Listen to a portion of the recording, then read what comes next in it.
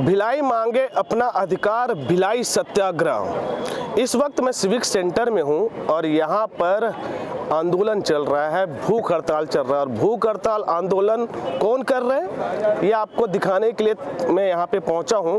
और सबसे पहले इधर की आप तस्वीर देखिए, ये जो तमाम लोग हैं इस भिलाई मांगे अपना अधिकार कार्यक्रम में शामिल हुए हैं। तमाम यहाँ पे लोग हैं और इधर पे आप मंच में देखिए, यहाँ पर ACCI के राष्ट्रीय सचिव देवेंद्र यादव और भिलाई नगर के विधायक है देवेंद्र यादव, वो यहाँ पर भूख हड़ताल पर बैठे हुए हैं। आज इनका तीसरा दिन है। क्यों बैठे हैं, भिलाई में सत्याग्रह क्यों चला रहे हैं, भिलाई मांगे अपना अधिकार, इस स्लोगन को उन्होंने क्यों दिए हैं, ये तस्वीर और दिखा रहा हूं मैं और उनसे मैं बात करूंगा। तमाम लोग आ रहे हैं। देवेंद्र यादव का तीसरा दिन है आज भूख हड़ताल पर बैठे हुए। देवेंद्र यादव जी, भिलाई के अधिकार के लिए आप भूख हड़ताल पर बैठे हैं। सबसे पहले तो आप अपना सेहत का भी ध्यान दीजिएगा, सिर्फ पानी पी रहे हैं, आखिर ऐसी नौबत क्यों आई? देखिए, एकाएक भिलाई की जो बसाहट है उसको ख़त्म करने की षड्यंत्र प्रबंधन कर रहा है और उस पर बहुत आगे बढ़ गया है। इसलिए हम लोगों को मजबूरी में यहाँ अनशन पे बैठना पड़ा। हम निरंतर धरना, बातचीत, उनसे जाकर मिलने का काम कर रहे थे, लेकिन प्रबंधन का जो रुख है वो बेहतर रुख नहीं दिखता, वो संवाद की दिशा में नहीं दिखता। प्रबंधन ने यहाँ के जो आवासों में रहने वाले लोग हैं, रिटेंशन स्कीम को में इस तरीके से दरें बढ़ा दी कि लोगों को बेघर होना पड़ेगा। जो आने वाले समय में रिटायर होंगे उन लोगों को यहाँ पर आवास नहीं मिलेगा। जो यहाँ पर व्यापार कर रहे हैं लोग, उनकी जो शॉप्स की रजिस्ट्री का दर है उसको इतना बढ़ा दिया कि वो लोग आज रजिस्ट्री कराने में सक्षम नहीं है। तो ऐसे हालात यहाँ पैदा कर रहे हैं कि यहाँ की बसाहट ख़त्म हो जाए और यहाँ भिलाई जो एक खूबसूरत शहर है वो पूरा किसी उद्योगपति के हाथ में चले जाए। तो इसके खिलाफ हम लोग यहाँ पर आज पिछले 2 दिनों से बैठे थे। हमें लगा कि 2 दिनों दिवसीय अनशन पर हमने जो आह्वान किया है उसमें BSP प्रबंधन, जिला प्रशासन चर्चा करने आएगा, बातचीत होगी, लेकिन प्रबंधन ने चर्चा इस पे नहीं की। तो हमने कल सोचा वो उदार नहीं बन रहे तो हम उदार बन जाते हैं। हमने 1 दिन अनशन बढ़ा दिया। तो आज अभी चर्चा करने के लिए आए थे BSP के कुछ कर्मचारी और पुलिस के अधिकारी। तो हमने उनसे निवेदन किया, हम उदारता दिखा रहे हैं तो पूरी उदारता दिखाएंगे। 1 दिन के लिए बढ़ाया है तो शाम को ही आइए, शाम को ही बात करेंगे। तो देखिए, ऐसा है, कहने की बात ये है कि ये जो भिलाई स्टील प्लांट से जुड़ा हुआ अस्पताल है उसका निजीकरण करना और उस पर जो लाखों परिवार आश्रित है उनके लिए कोई क्या प्रावधान होने वाला है ये पता नहीं है। कहते हैं सेक्टर 1, सेक्टर 4, सेक्टर 3 इसको पूरा ख़त्म कर दिया जाएगा। यहाँ पर जो हाउस लीज वाले लोग हैं इनकी भी लीज रद्द कर दी जाएगी और कहते हैं कि आने वाले 2 साल बाद 6000 कर्मचारी रखा जाएगा और प्राइवेटाइज कर दिया जाएगा पूरा BSP। तो यहाँ की जनता को, यहाँ के जनप्रतिनिधि को, यहाँ के यूनियन के लोगों को एटलीस्ट एक जो आने वाला समय जो प्लान ऑफ एक्शन है उस पर डिस्कशन करना चाहिए और बीच का रास्ता निकालकर यहाँ की बसाहट को बचाए रखने के लिए काम करना चाहिए। लेकिन जो हम देखते हैं BSP यहाँ की बसाहट को ख़त्म करना चाहती है। ये चाहती है कि यहाँ जितने भी लोग रह रहे हैं सब यहाँ से बाहर चले जाएं और लिमिटेड, ताकि ये पूरी ज़मीन वो किसी एक उद्योगपति को दे दे। तो इसके खिलाफ कौन उद्योगपति? कोई भी उद्योगपति हो, किसी भी उद्योगपति को दिया जाएगा उसके हम खिलाफ हैं। प्लांट को आपने 70% प्राइवेटाइज कर दिया। अब ये अडानी को दें, अंबानी को दें, जिंदल को दें या मिंदल को दें, जो भी हो ये जाने, ठीक है। इतना तो हमें पता है हमारे छत्तीसगढ़ का कोई भाई तो ले नहीं पाएगा, ये बाहर के किसी आदमी को देंगे। अब ये जो ज़मीनें हैं इतनी, जो यहाँ के स्थानीय लोगों ने अपना परिवार की ज़मीनें यहाँ पर सुपुत्र की थी और ये प्लांट लगाया था और इस प्लांट को इतना बड़ा प्लांट बनाने में पिछले 3 पीढ़ियाँ लगी है, लोगों का खून पसीना लगा है। अब एकाएक आप सब कुछ ख़त्म करके इस बसाहट को ख़त्म करना चाहते हो, एक खूबसूरत शहर को ख़त्म करना चाहते हो। तो शहर को बचाए रखने के लिए, बसाहट को बचाए रखने के लिए हम यहाँ पर अनशन में बैठे हैं और हमारी बहुत साफ मांग है कि हम चाहते हैं डिस्कशन हो, हम चाहते हैं बातचीत हो और बातचीत निकल कर अब कर हमारे पक्ष की भी बातें सुनी जाए ताकि एक हल निकाला जा सके। तक बातचीत भी करने नहीं आ रहे। आज आए थे, हमने कहा अनशन पूरा ही कर लें दो, हम पूरी उदारता दिखा देते हैं, शाम को आएंगे, बातचीत करेंगे, देखते हैं कितने जिम्मेदार लोग आते हैं। जो अधिकारी आए थे वो भी ऐसे अधिकारी आए थे जो मुझे नहीं लगता कि कोई रोड मैप के बारे में डिस्कशन कर सकते हैं, लेकिन फिलहाल हम चाहते हैं बातचीत हो, वो बातचीत की शुरुआत करें और हम बातचीत करना चाहते हैं। आज तीसरा दिन है देवेंद्र जी, सिर्फ पानी पी रहे हैं आप, खाना वाना कुछ नहीं, कुछ और? देखिए ऐसा है कि मैं इस बात को समझता हूँ कि मैं अगर ईमानदार प्रयास नहीं करूँगा तो मकसद पूरा नहीं हो पाएगा।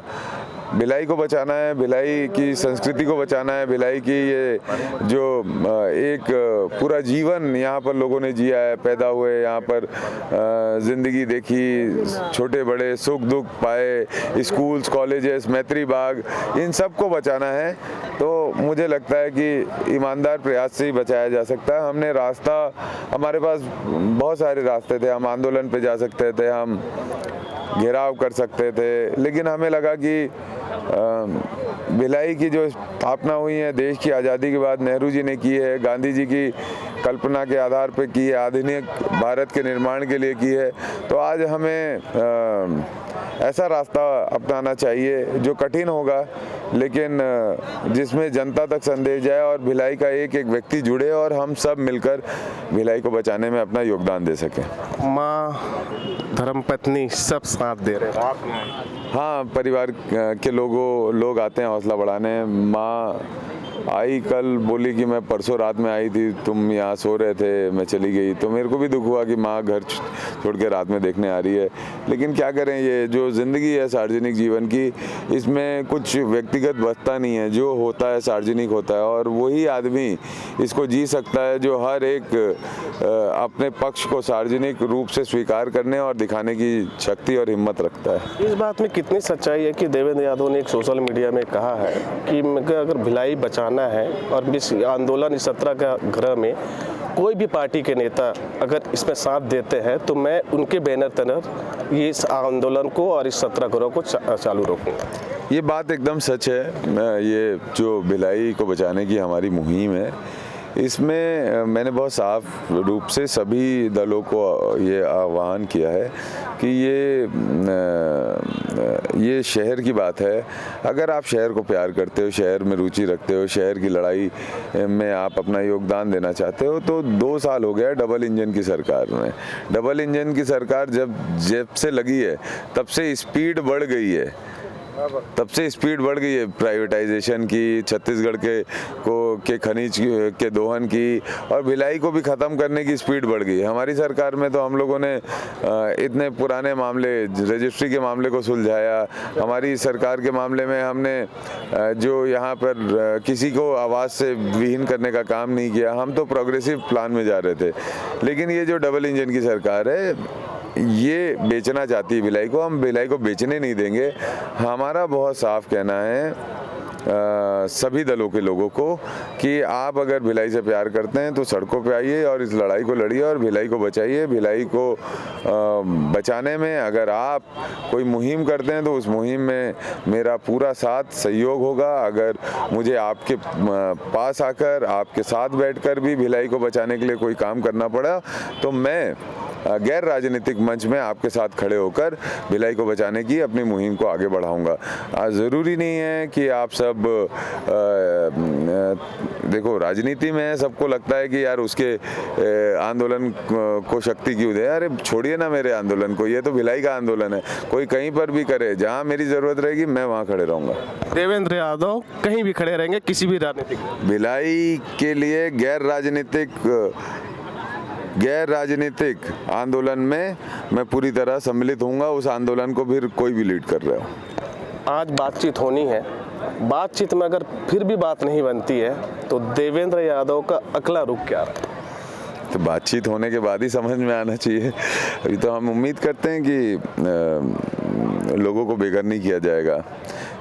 बीएसपी सेक्टर 9 अस्पताल को बेचने का जो प्लान चल रहा है उस पर जन चर्चा की जाएगी, कर्मचारी हितों का ध्यान दिया जाएगा, लाखों लोग वहाँ पर। आज भी सुबह एक अंकल आए थे, बोले मैं ओपीडी से आ रहा हूँ, दवाई लेके आ रहा हूँ, बेटा उसको प्लांट बिकने मत दो, वरना हम लोग कहाँ जाएंगे। तो ये सारे इश्यूज़ हैं, उसको डिस्कशन से सॉल्यूशन होना चाहिए। हम इंतज़ार कर रहे हैं, देखते हैं क्या बात करती है बीएसपी। फिर से भूख हड़ताल में तो नहीं चले जाएंगे अगर नहीं होता ऐसा कुछ?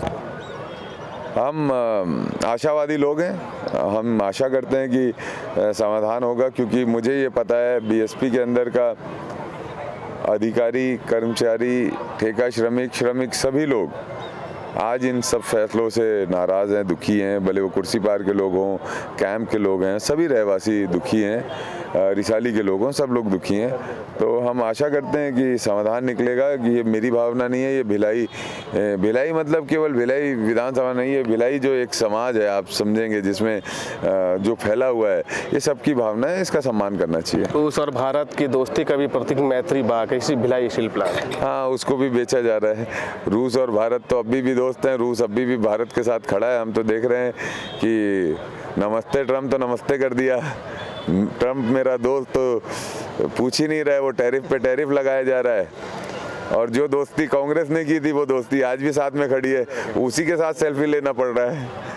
तो चलिए, ये देवेंद्र यादव है, भिलाई नगर के विधायक है। इन्होंने सत्याग्रह आंदोलन कर रहे हैं, भूख हड़ताल पर बैठे हुए हैं। साफ तौर पे इनका कहना है कि अगर बीएसपी यानी भिलाई स्टील प्लांट अपने जो नए कानून लाए हैं, जो भी नया तरीका जो बढ़ाया गया है, उसे अगर कम नहीं करता तो वो लगातार इस भूख हड़ताल को जारी रख सकते हैं। आज उनकी बात होनी है शाम को बीएसपी प्रबंधन से, और बात में क्या निकल कर सामने आता है वो देखने वाली बात होगी। वीडियो जर्नलिस्ट सूरज सिंह के साथ दिलीप शर्मा, विस्तार न्यूज, दुर्ग।